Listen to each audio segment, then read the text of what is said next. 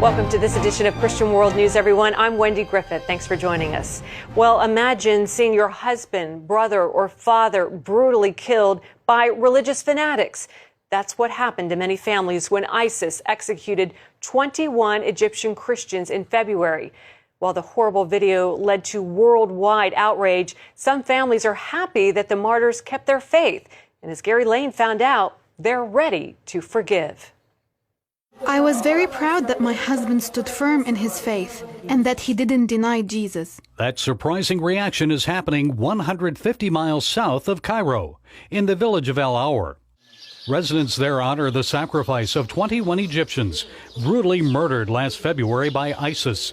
Their pictures are prominently displayed in the sanctuary of Virgin Mary Church. 13 attended this church. The martyrs left behind family members, like 23-year-old Mariam Farhat. She became a widow when the militants beheaded her husband Malik Ibrahim in Libya. She first learned of his murder when she saw this now infamous video on local television. We were very sad for the first 2 days, but we hadn't seen the video. When we saw them in the video calling to Jesus, we were very comforted.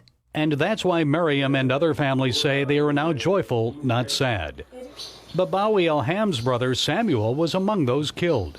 We were always praying that God would make them steadfast in their faith. We were very happy with what they said on the video, Jesus Christ, have mercy on us. When we found out they had been killed for being Christian, we were very comforted because these were God's children and He took them.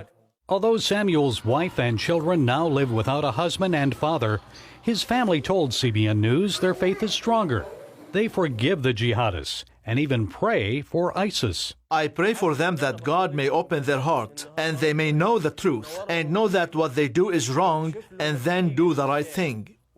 Jesus told us to forgive every sin, and we forgive them, and we hope that they can come to know Jesus. Christians here in Egypt are encouraged to know they're not alone.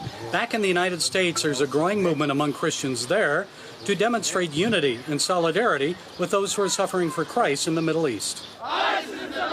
What we thought was, how could we identify and stand in solidarity with our brothers and sisters in Christ who are being brutalized around the world for their Christian faith? What tangible thing could we do? What practical thing could we do? Immediately, orange jumpsuits came to mind. Mahoney and others launched the #Orange Jumpsuit campaign. The movement has expanded to orange scarves, sweaters, and ribbons. It's to remind our brothers and sisters that we love them and we're standing with them, and to remind decision makers here in America and across the globe, the free nations of the world, we cannot be silent on this issue. Mahoney says the response has been amazing. Non-Christians have joined in as well. A Jewish rabbi to stand in solidarity with persecuted Christians is dyeing his beard orange, which I think is incredible, and I can't wait to see that. Mariam was encouraged after she viewed cell phone photos of Americans wearing orange. May the Lord make their love grow and grow. We are very happy with their love. We don't deserve their love. Mahoney says every 5 minutes around the world a Christian is killed for his faith.